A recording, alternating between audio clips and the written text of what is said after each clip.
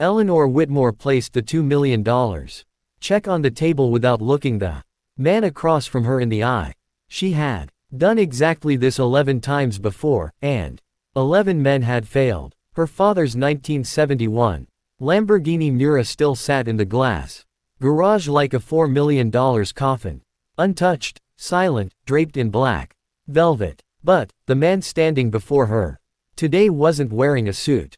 He wore a blue work uniform with oil still on his hands, and he didn't glance at the check. He didn't ask about the money. He only asked, "Fuse number 7, has anyone replaced it?" One man with oil still on his hands, $19 question, and everything she had built was about to shake. Eleanor Whitmore stood alone in the glass garage at 11 o'clock on a Tuesday night, the way she had stood every time she visited her father's estate over the past 3 years. The space was 400 square meters of polished concrete and floor-to-ceiling glass panels, custom built for a man who had loved machines the way other men loved music. A single car occupied the center of the room, the 1971 Lamborghini Miura P400SV. In giallo Miura, a shade of yellow so deep and warm it looked like hardened sunlight, sat beneath its black velvet cover untouched. The halogen fixtures above cast the room in the kind of light that made everything look sacred. Eleanor stood at the edge of the cover and did not lift it. She just looked at the shape beneath the cloth and breathed. The garage smelled like old leather and motor oil, and the particular kind of stillness that only exists in rooms where something beloved has been put away and not yet retrieved. Joseph Whitmore had been allowed man in the best possible way. At 68, he was the kind of person who filled a room not with noise, but with energy, laughing too hard at his own stories, pouring wine for strangers, remembering the names of every person he had ever met.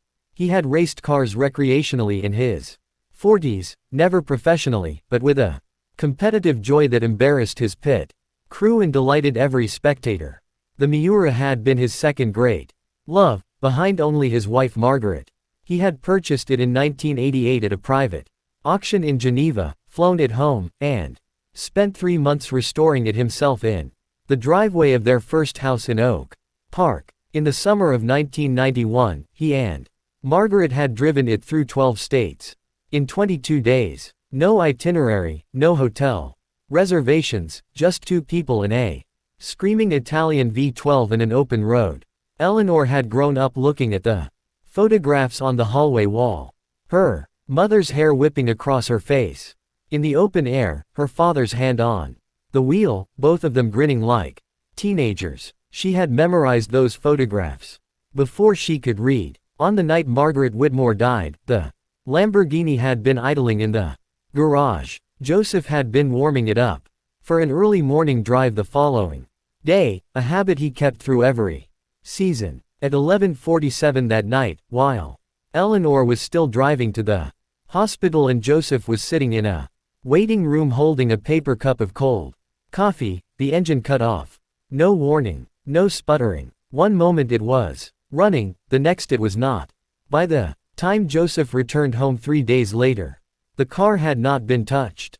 He walked into the garage, stood in front of it, and said nothing for a very long time. Then he told Eleanor, who had come with him, that the car had stopped because Margaret had called it home. He said it the way a man says something he needs to believe more than he needs to be believed. Eleanor did not argue. She covered the car with the velvet cloth and drove her father to bed.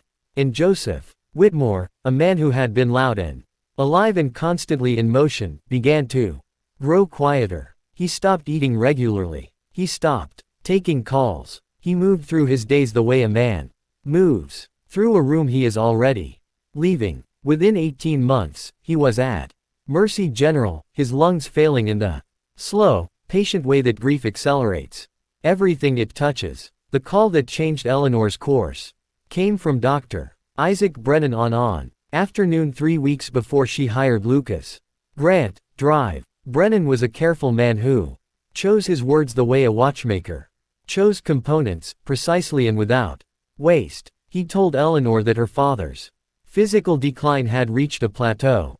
That medicine could sustain, but not reverse, and that the decisive variable now was motivation. Joseph has stopped wanting to get better, drive.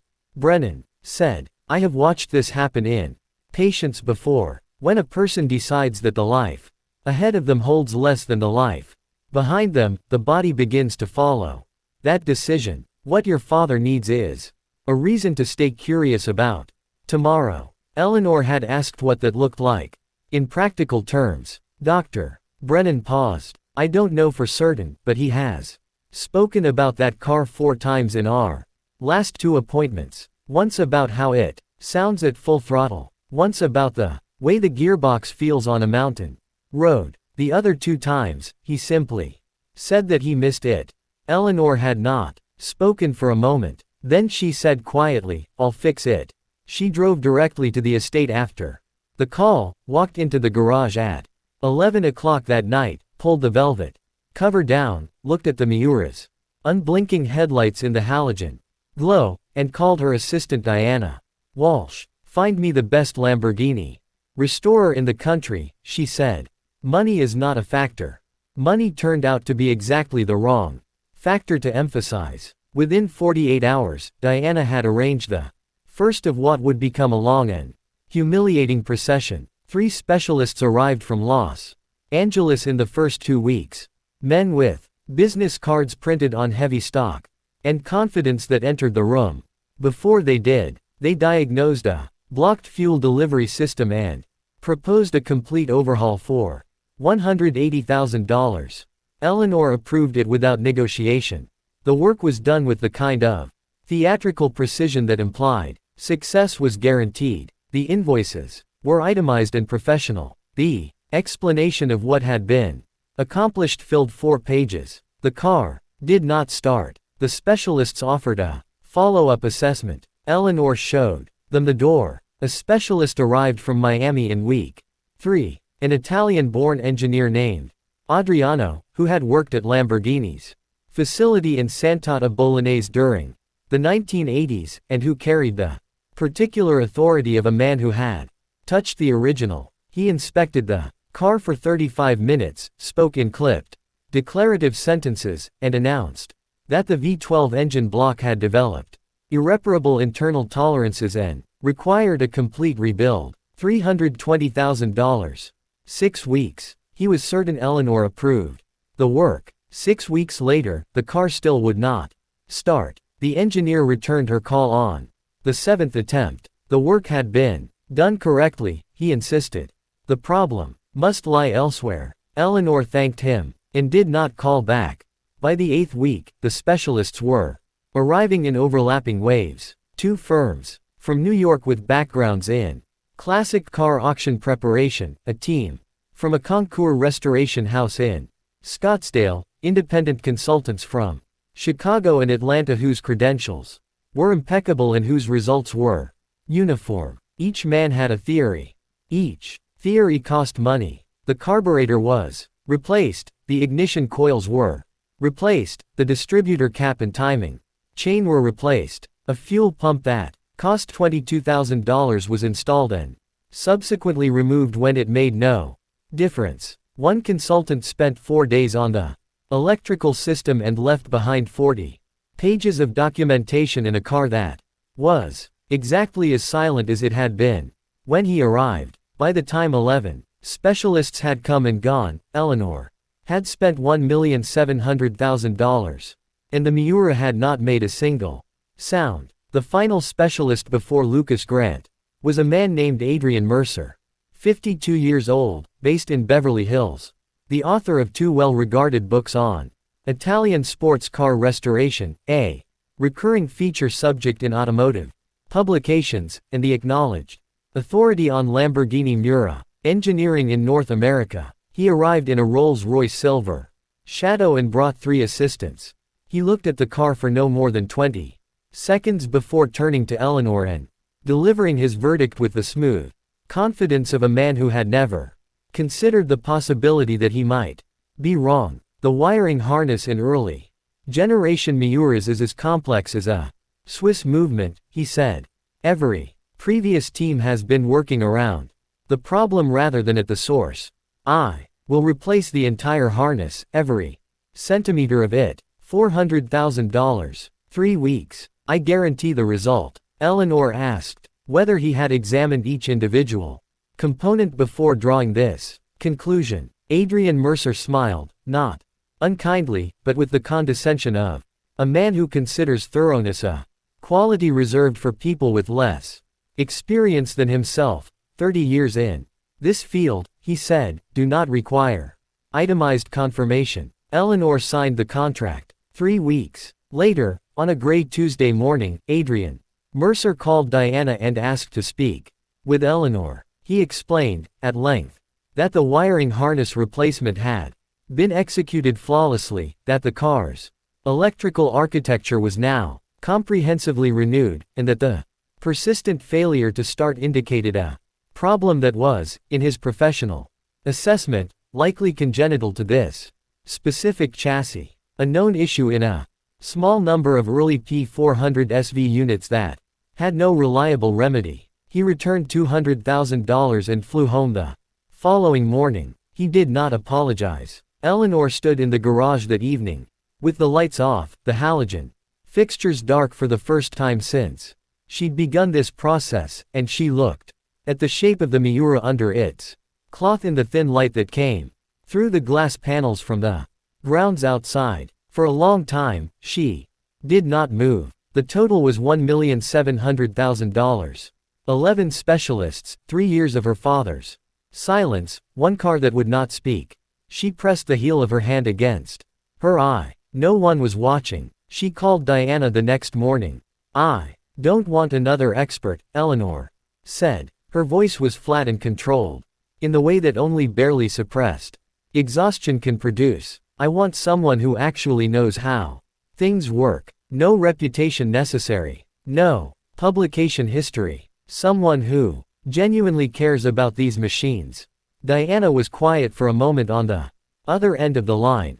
The specific quality of quiet that means the person has information they are uncertain how to deliver. I know someone, Diana finally said, but you won't like the address. Grant Auto occupied a narrow building on a side street in Cicero, a working-class suburb 8 miles west of the Chicago Loop, wedged between a tire warehouse and a building whose signage had faded beyond legibility. The facade was corrugated metal painted, a color that had once been green.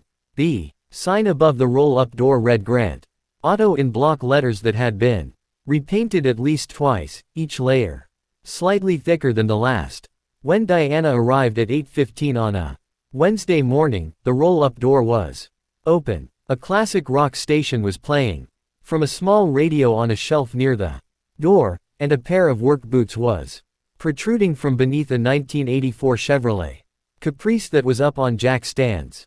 Diana explained who she worked for and what the job involved, speaking to the underside of a car and the legs attached to it. The boots stopped moving. What year is the Miura? The voice from beneath the car asked. 1971. The rolling board slid out. Lucas Grant sat up. He was 31 years old with brown hair pushed back from his forehead and the kind of hands that told you everything about how a person spent their time.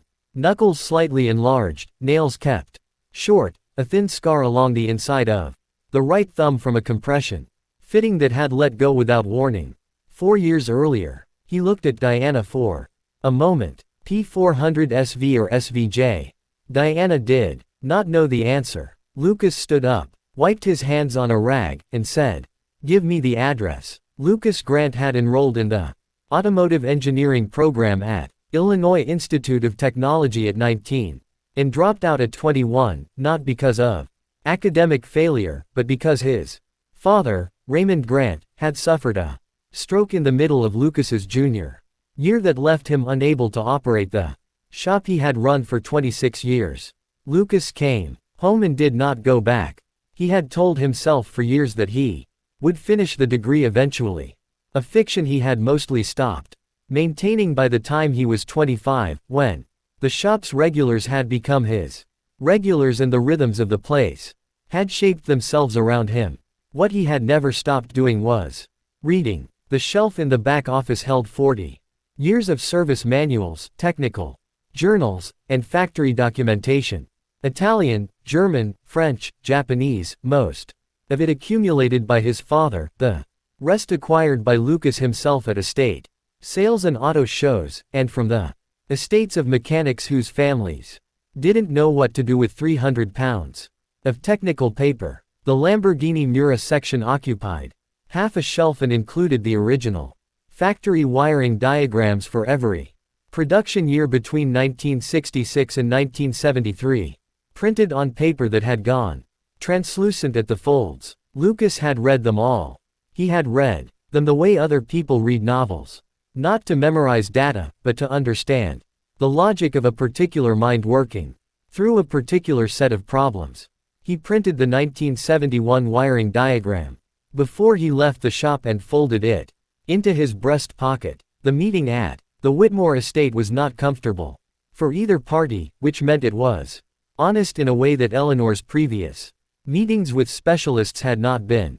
She watched Lucas walk in through the garage's side entrance. No knock, no announcement. The door had been left open, and she let the silence extend for a moment before she spoke. He was not what she had been expecting, which was itself a statement about what 11 specialists had trained her to expect. You're the person Diana found, she said. Lucas looked at her without the particular deference she had grown accustomed to receiving. I'm whoever's left, he said.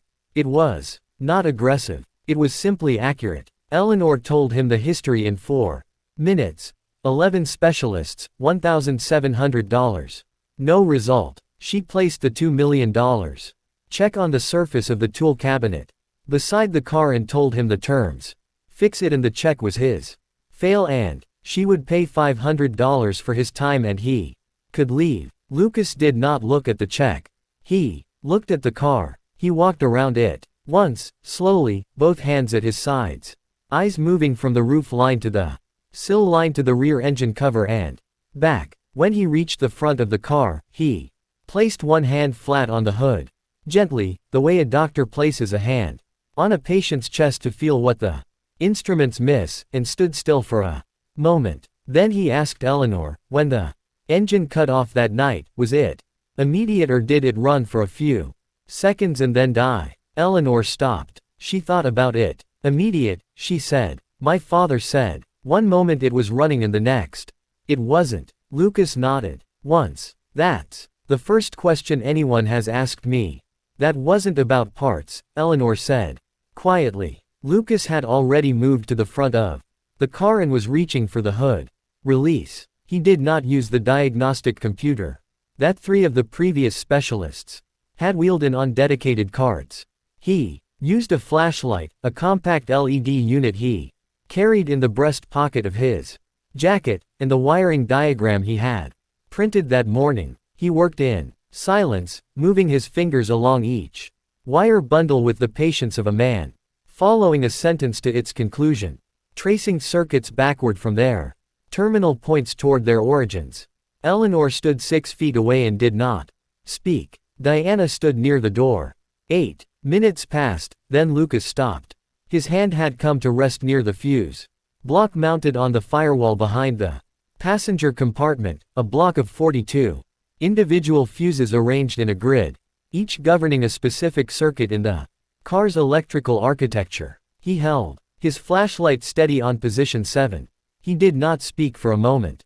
Then he said, "Come here." Eleanor walked over. Lucas pointed the flashlight at fuse number 7, the primary circuit fuse governing the fuel delivery system, the one component whose failure would cause an engine to cut off completely and instantaneously, without warning, without stumbling, without any of the dying sounds a car makes when it runs out of fuel or loses spark. A fuse that blows naturally, Lucas said, has a melted wire inside. You can see the char at the break point. This fuse, he picked it up between 2 fingers and held it in the beam, has an intact wire. It hasn't blown. It's been removed. He turned and looked directly at Eleanor. Someone pulled this out by hand. The question you should be asking isn't how much a replacement costs. It's who took this out and why. Eleanor's first instinct was disbelief. Not of Lucas specifically, but of the sheer scale of the implication.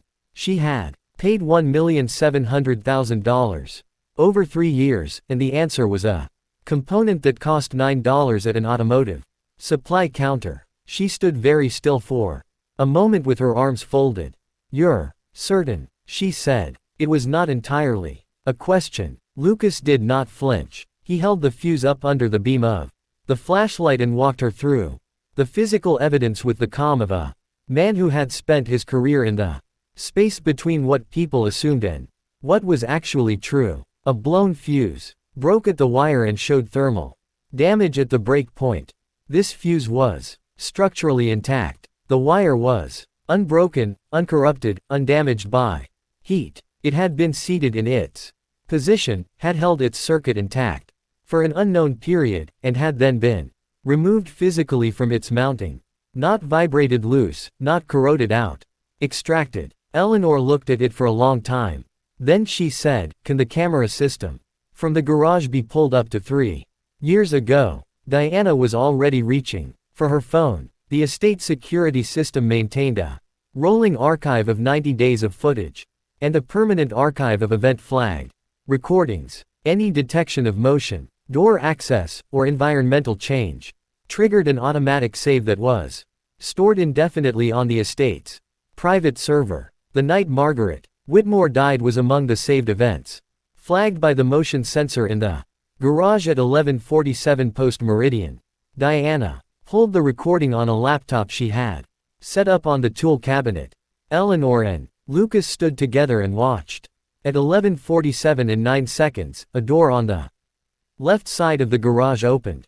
Not the main roll-up door, but the service entrance that connected to the main house's interior corridor. A man entered. He wore dark clothing and moved with the unhurried confidence of someone who belonged in the space. He went directly to the front of the Lamborghini, directly without looking around, without hesitation, as though he had already rehearsed the route, opened the hood, leaned over the engine compartment for approximately 40 seconds, closed the hood, and walked back out the way he had come. Total time in the garage, 4 minutes and 13 seconds. The camera angle was wide, and the image had the grainy resolution of a system designed for deterrence rather than identification. The man's face was not clear, but his shoes were brown Oxford lace-ups with a high vamp and a distinctive double-stitched toe cap, the kind of shoe that was expensive enough to be memorable and particular enough to be identifiable. Eleanor looked at the footage and said nothing. She was quiet for 4 seconds, long enough to notice. Lucas watched her face rather than the screen. "You recognize the shoes," he said. It was not a question. Eleanor turned and looked at Diana. "Get me the access logs for the main house on that date," she said. "Every entry and exit from midnight going back 12 hours. Sebastian Crane arrived at the Whitmore estate that afternoon as he arrived every Thursday, unannounced but expected, a habit he had maintained for years as part of his weekly financial briefing to Eleanor on the status of Whitmore Industries. He was 45 years old, well-built with silver threading through dark hair and the kind of careful grooming that communicated seriousness without vanity. He had been with the company for 20 years, the last 7 as chief financial officer, and he had been close to Joseph Whitmore in the way that long professional loyalty can resemble family. He saw the open hood of the Lamborghini from the garage doorway and a man in work clothes leaning over the engine bay, and something moved across his face, a slight tightening around the jaw, a fraction of a second's compression before the expression that replaced it, which was warm and casually curious. "Another specialist," he said to Eleanor, who had walked out to meet him. "I thought you had given up on that." Eleanor said that she hadn't. Sebastian looked at Lucas for a moment. "Who's this?" Lucas straightened up and looked at Sebastian without particular expression, the way a man looks at something he is filing carefully away. Eleanor introduced Lucas as her Mechanic. Sebastian smiled, the smile of a man who finds the word slightly amusing, and excused himself.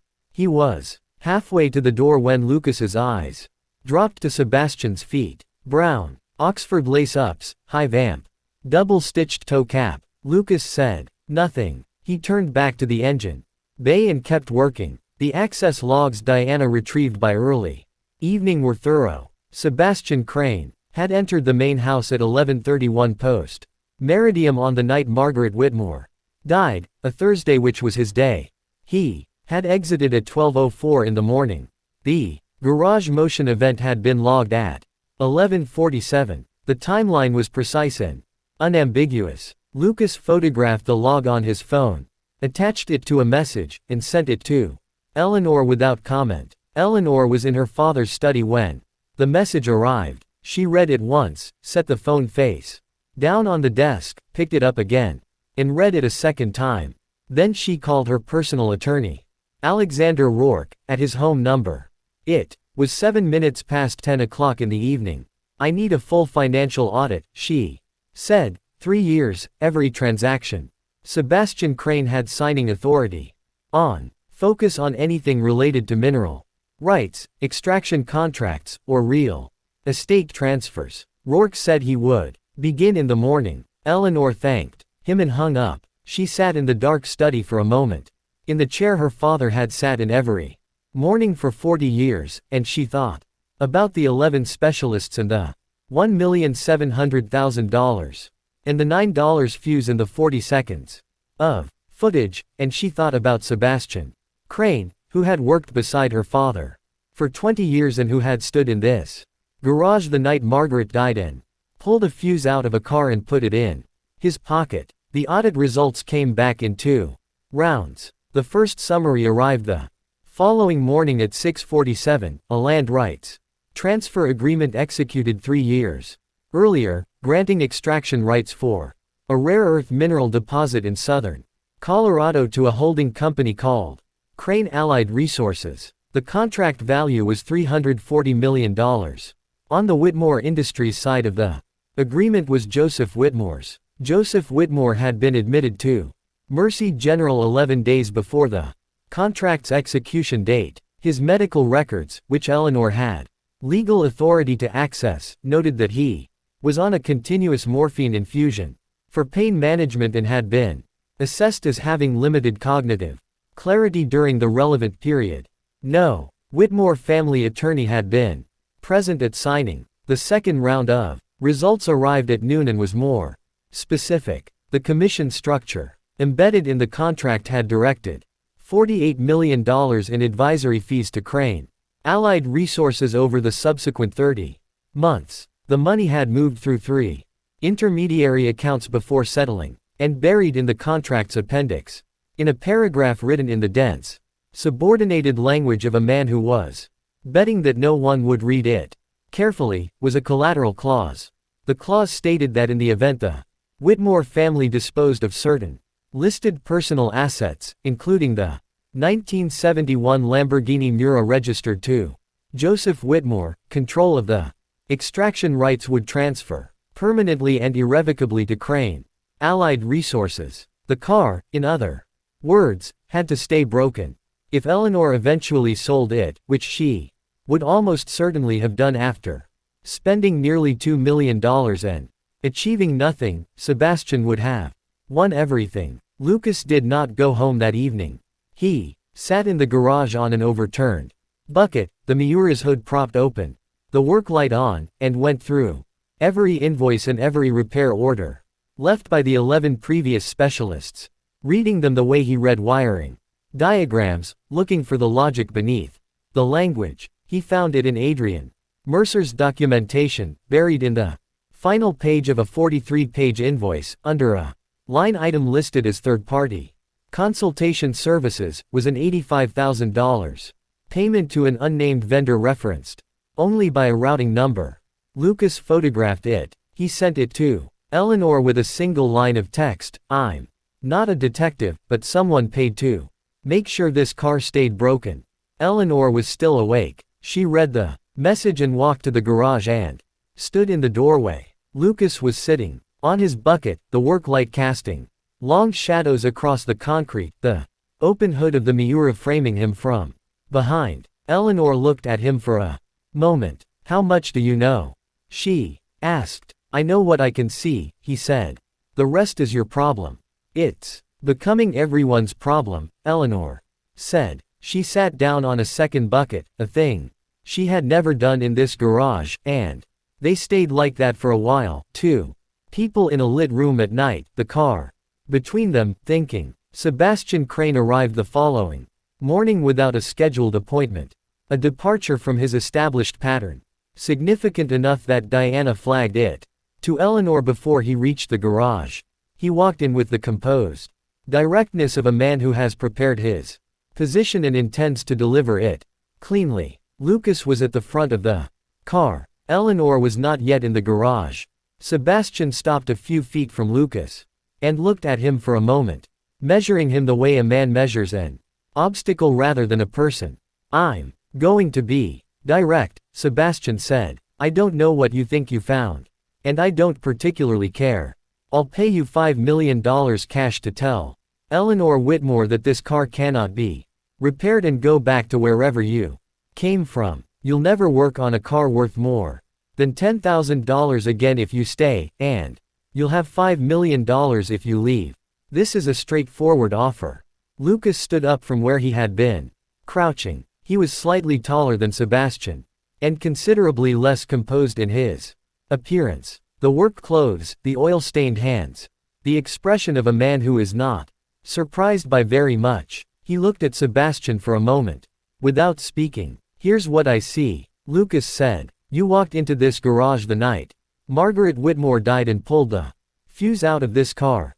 You paid Adrian Mercer $85,000 to make sure his work failed. And you wrote a contract clause that needed this car to stay broken so you could take a $340 million mineral deposit from a man who was on a morphine drip and didn't have a lawyer in the room.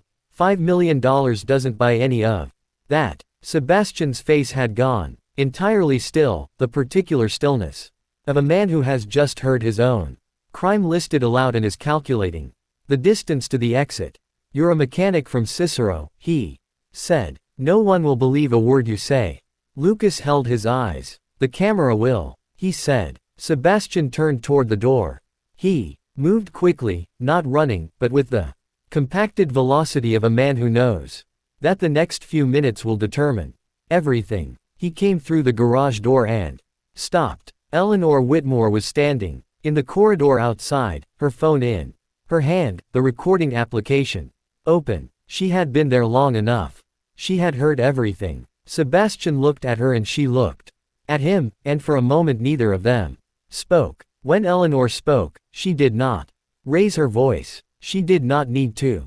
"You worked with my father for 20 years, she said. "He trusted you the way he trusted his own blood." Sebastian began to form a response. The contract had been legitimate. The signature was valid. The advisory fees were disclosed. And Eleanor raised one hand and stopped him.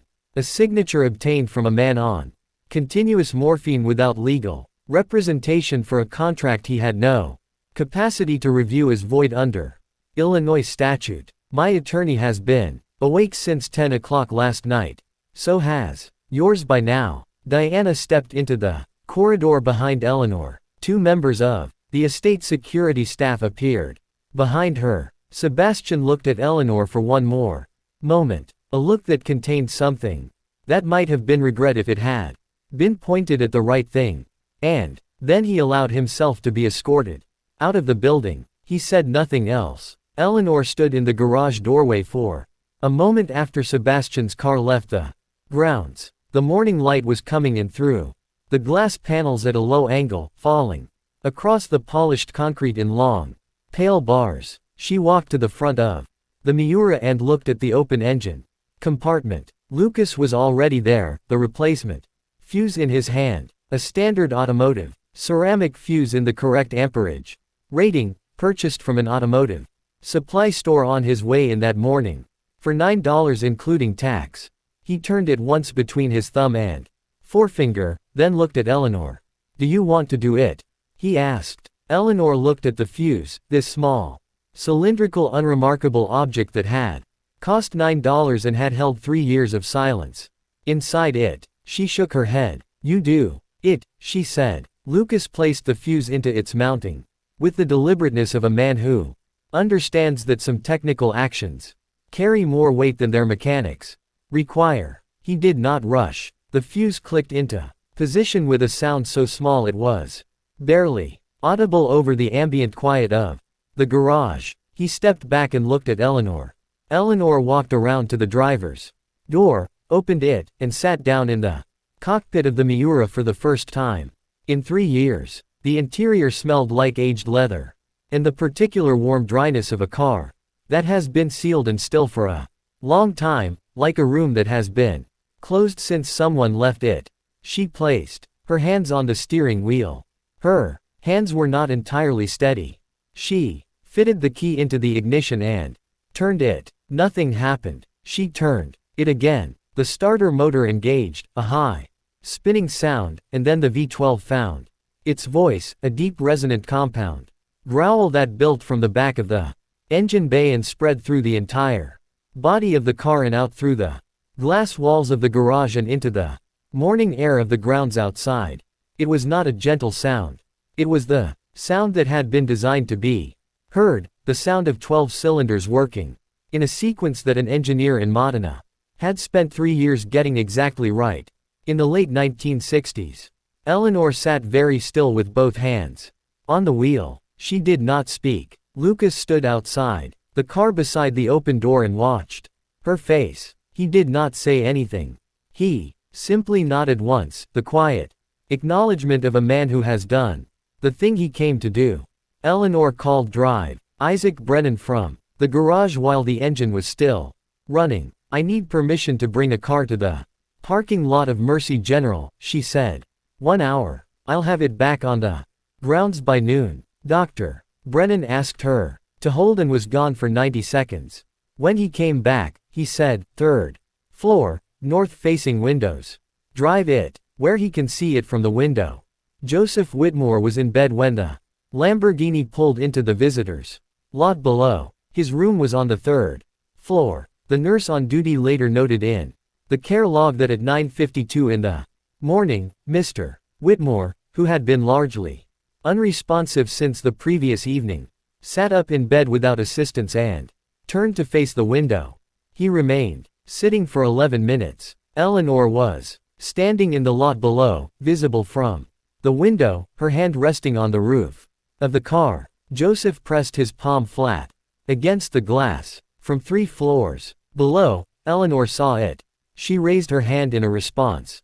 Joseph said one thing, which Eleanor did not hear through the glass, but which the attending nurse recorded because she was present in the room. He said, "She's still running." The nurse assumed he was talking about the car. Eleanor, when she was told this later, understood that he was talking about something else. Dr. Brennan's note in the patient file from that afternoon read, patient demonstrated significant positive behavioral shift following external stimulus, increased verbal engagement, improved appetite at lunch, requested television remote for first time in 6 weeks. Mechanism unclear. Will monitor. Joseph Whitmore was discharged from Mercy General 12 weeks later, not recovered because the damage to his lungs was the kind that does not reverse, but well enough to go home. He was well enough to sit in a chair. He was well enough to eat at a table. He was well enough to walk slowly through the estate and stop at the garage door and look at the car that was now kept uncovered, the velvet cloth folded on a shelf, the halogen lights on, the V12 silent but present the way a living thing is present even when it is still. He stood in the doorway of the garage on his first afternoon home and looked at it for a long time. Eleanor stood beside him. You fixed the car, Joseph said. Someone else fixed it, Eleanor said. I just found the right person. Joseph was quiet for a moment.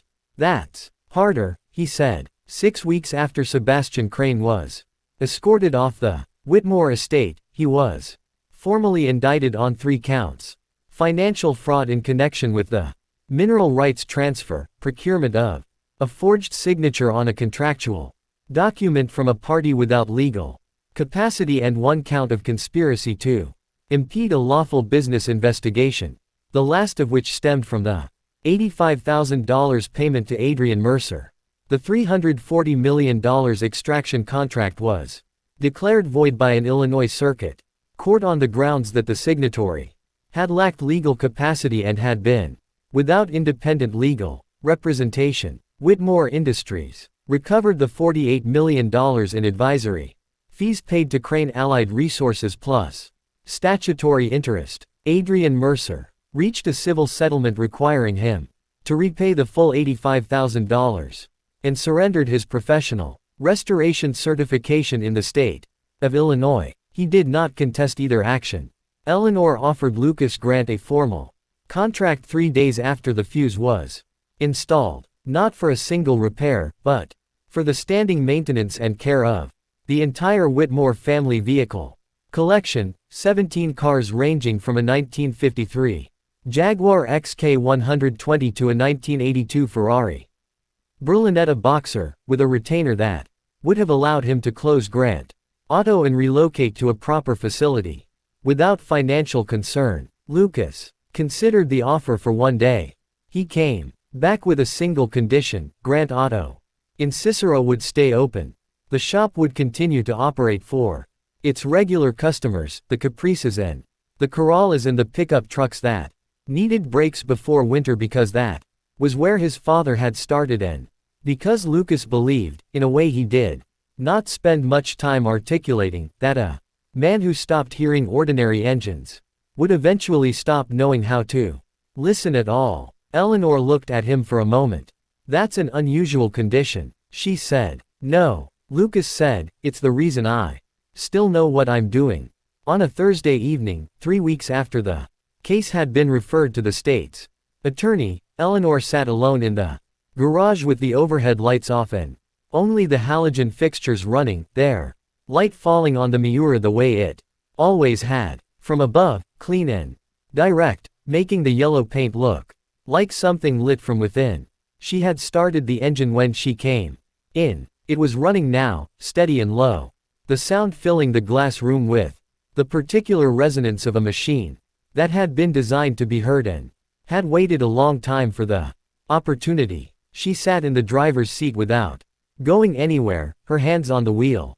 The idle vibration of the engine running through the chassis and the seat and into her spine. She thought about the 11 specialists who had arrived with their credentials and their confidence and their theories, each of whom had looked at a $4 million car and seen a $4 million problem. She thought about $1,700,000 spent on fuel systems and wiring, harnesses and ignition components, and everything except the question of whether something was simply missing.